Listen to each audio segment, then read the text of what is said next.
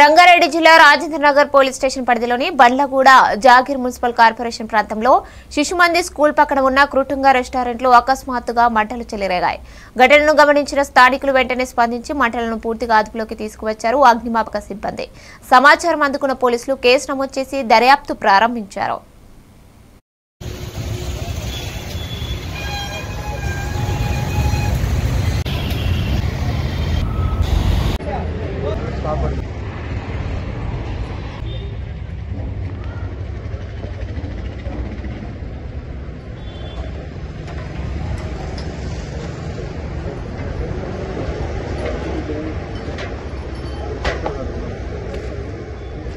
ये